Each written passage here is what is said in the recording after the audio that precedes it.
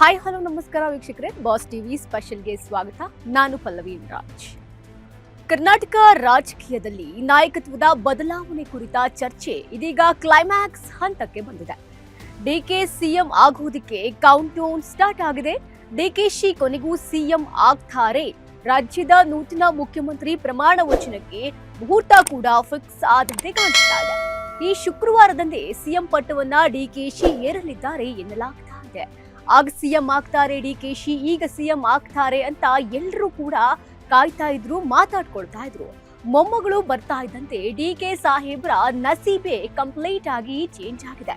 ಹಾಗಾದ್ರೆ ಏನಿದು DK CM ಹಿಂದಿರೋ ಈ ಲೇಡಿ ಲಕ್ ಸ್ತ್ರೀ ಭಾಗ್ಯದ ಲಿಂಕ್? ನಾನ್ ಹೇಳ್ತೀನಿ ಕೇಳಿ. ರಾಜ್ಯ ಕಾಂಗ್ರೆಸ್ ಸರ್ಕಾರ ಅಧಿಕಾರಕ್ಕೆ ಬಂದು ಬರೋಬ್ಬರಿ 3 ವರ್ಷ ಆಗಿದೆ. ಕಾಂಗ್ರೆಸ್ ಆಡಳಿತಕ್ಕೆ ಬರ್ತಾ ಇದ್ದಂಗೆ 50% 50% ಅಂತ ಹೇಳಿ ಆಡಳಿತ ಅಂತಂದ್ರೆ ಈ 5 ವರ್ಷದಲ್ಲಿ ಸಿಎಂ ಸಿದ್ದರಾಮಯ್ಯ ಅವರು 2.5 ವರ್ಷ, ಹಾಗೆ ಸಿಎಂ ಡಿಕೆ ಶಿವಕುಮಾರ್ ಅವರು 2.5 ವರ್ಷ ಅಂತ ಹೇಳ್ತಾ ಇದ್ರು.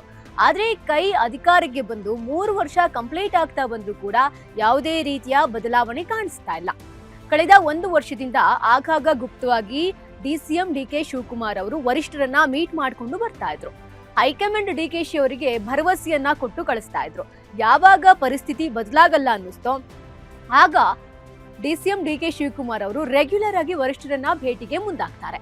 ಅದರ ಫಲಪ್ರದವೇ ಈಗ ಸಿಎಂ ಡಿಕೆ ಶಿವಕುಮಾರ್ ಸಿಎಂ ಆಗ್ತಾ ಇರೋದು. ಇಷ್ಟು ದಿನಗಳ ಕಾಲ ಡೌಟ್ ಅಂತ ಇದ್ರು, ಬಟ್ ಈಗ ಅದು ಸತ್ಯ ಆಗ್ತಾ ಇದೆ.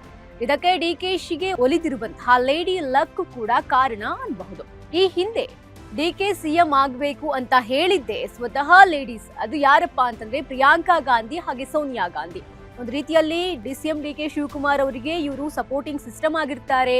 ಪ್ರತಿ ಹಂತದಲ್ಲೂ ಕೂಡ ಡಿಕೆಶಿ ಪರವಾಗಿ ಬ್ಯಾಟ್ ಬೀಸ್ತಾ ಇರ್ತಾರೆ. ಜೊತೆಗೆ ಇದೇ ಮೇ 1ನೇ ತಾರೀಕು ಡಿಕೆಶಿ ಅವರ ಮನೆಗೆ ಮಹಾಲಕ್ಷ್ಮಿ ಆಗಮನವಾಗುತ್ತೆ, ಅಂದ್ರೆ ಮೊಮ್ಮಗಳು ಬರ್ತಾಳೆ. ಅಂದಿನಿಂದ ಡಿಕೆ ಅವರ ಲಕ್ಕು ಕಂಪ್ಲೀಟ್ ಆಗಿ ಬದಲಾಗಿದೆ ಎನ್ನಲಾಗ್ತಾ ಇದೆ.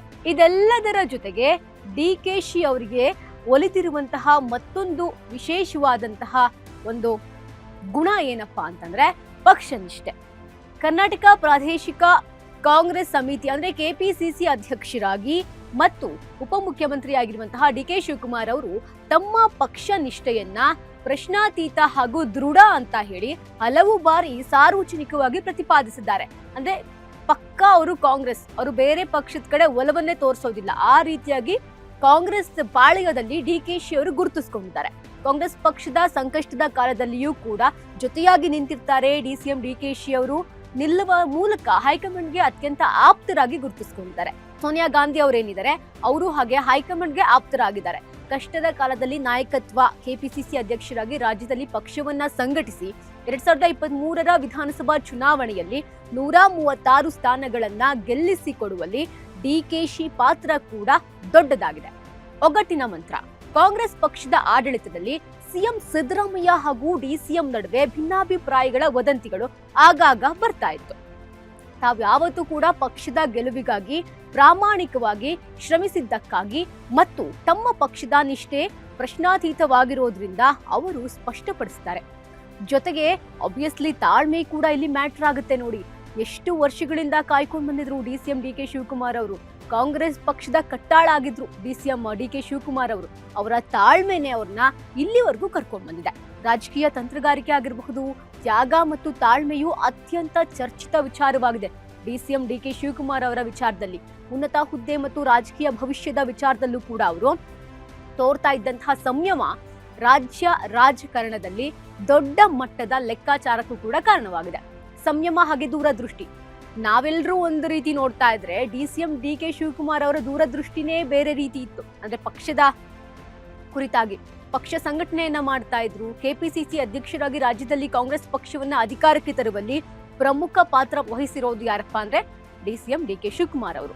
ತಮ್ಮ ತಾಳ್ಮೆ ಮತ್ತು ನಿಷ್ಠೆಯ ಮೂಲಕ ಪಕ್ಷದೊಳಗಡೆ ವಿಶ್ವಾಸಾರ್ಹತೆಯನ್ನು ಕೂಡ ಹೆಚ್ಚಿಸಿಕೊಂಡಿದ್ದಾರೆ. ತ್ಯಾಗ ಕೆಲವೊಂದು ಸಮಯದಲ್ಲಿ ಡಿಕೆಶಿ ಅವರ ಈ ತ್ಯಾಗ ಎಲ್ಲವೂ ಕೂಡ ಡಿಕೆ ಶಿವಕುಮಾರ್ ಅವರ ಕೈ ಹಿಡಿದಿದೆ ಅಂತ ಕೂಡ ಹೇಳಲಾಗ್ತಾ ಇದೆ. ಜೊತೆಗೆ ಇನ್ನೇನು ರಾಜ್ಯ ರಾಜಕೀಯದಲ್ಲಿ ಸಾಕಷ್ಟು ಬದಲಾವಣೆಗಳನ್ನ ನೀವೆಲ್ಲರೂ ಕೂಡ ನೋಡ್ತಾ ಇದ್ದೀರಾ. ಕಳೆದ 1 ವಾರದಿಂದ ಎಲ್ಲರೂ ಕೂಡ ಇಡೀ ಕಾಂಗ್ರೆಸ್ ಪಾಳ್ಯವೇ ದೆಹಲಿಯಲ್ಲಿ ಬೀಡು ಬಿಟ್ಟಿತ್ತು. ಅಂತಂದ್ರೆ ಮಂತ್ರಿಮಂಡಲ ಚೇಂಜ್ ಆಗುತ್ತೆ, 4 DCMಗಳು ಬರ್ತಾರೆ ಮುಂದಿನ ದಿನಗಳಲ್ಲಿ, CM ಚೇಂಜ್ ಆಗ್ತಾ ಇದ್ದಂಗೆ ಸಾಕಷ್ಟು ಬದಲಾವಣೆಗಳು ಆಗುತ್ತೆ ಅಂತ ಹೇಳಿ ಎಲ್ಲರೂ ಕೂಡ ಕಾದು ಕುಳಿತಾ ಇದ್ರು. ಬಟ್ ಸದ್ಯದ ಮಟ್ಟಿಗೆ ನೋಡೋದಾದ್ರೆ ಇದೇ ಶುಕ್ರವಾರ DCM DK ಶಿವಕುಮಾರ್ ಅವರು ರಾಜ್ಯದ ಮುಖ್ಯಮಂತ್ರಿಯಾಗಿ ಪ್ರಮಾಣ ವಚನ ಸ್ವೀಕರಿಸ್ತಾರೆ ಅಂತ ಕೂಡ ಹೇಳಲಾಗ್ತಾ ಇದೆ. ಜೊತೆಗೆ ನಾಳೆ CM ಸಿದ್ದರಾಮಯ್ಯನವರು ಕೂಡ ರಾಜೀನಾಮೆಯನ್ನ ಕೊಡ್ತಾರೆ ಅನ್ನುವಂತಹ ಒಂದಷ್ಟು ವಿಚಾರಗಳು ಕೂಡ ಸದ್ಯಕ್ಕೆ ರಾಜಕೀಯ ವಲಯದಲ್ಲಿ ದೊಡ್ಡ ಚರ್ಚೆಗೂ ಕೂಡ ಕಾರಣವಾಗ್ತಾ ಇದೆ. ಕಾದ್ ನೋಡೋಣ ಏನಾಗುತ್ತೆ ಅಂತ. ಇದು ಇಲ್ಲಿಯವರೆಗೂ ಒಂದಷ್ಟು DCM DK ಶಿವಕುಮಾರ್ ಅವರ ಬಗೆಗಿನ ಒಂದಷ್ಟು ಮಾಹಿತಿ. ಅವರಿಗೆ ಲೇಡಿ ಲಕ್ ಕೂಡ ಕಾರಣವಾಗಿದೆ ಅನ್ನುವಂಥ ಚರ್ಚೆ ಕೂಡ ಸದ್ಯಕ್ಕೆ ಓಡಾಡ್ತಾ ಇರುವಂಥದ್ದು. ಇದಾಗಿತ್ತು ಈ ಹೊತ್ತಿನ ವಿಶೇಷ. ಇನ್ನಷ್ಟು ಹೆಚ್ಚಿನ ಅಪ್ಡೇಟ್ಗಳಿಗಾಗಿ ನೋಡ್ತಾ ಇರಿ ಬಾಸ್ ಟಿವಿ. ಲೇಟೆಸ್ಟ್ ಹಾಗೂ ಇಂಟ್ರೆಸ್ಟಿಂಗ್ ಸುದ್ದಿಗಳಿಗಾಗಿ ಬಾಸ್ ಟಿವಿ ಕನ್ನಡ ಚಾನೆಲ್ನ ಸಬ್ಸ್ಕ್ರೈಬ್ ಮಾಡಿ. ಹಾಗೆಯೇ ಬೆಲ್ ಐಕಾನ್ ಪ್ರೆಸ್ ಮಾಡಿ. ಇದರ ಜೊತೆಗೆ ಫೇಸ್ಬುಕ್, ಇನ್ಸ್ಟಾಗ್ರಾಮ್, ಎಕ್ಸ್ ನಲ್ಲೂ ಮಿಸ್ ಮಾಡದೆ ಫಾಲೋ ಮಾಡಿ.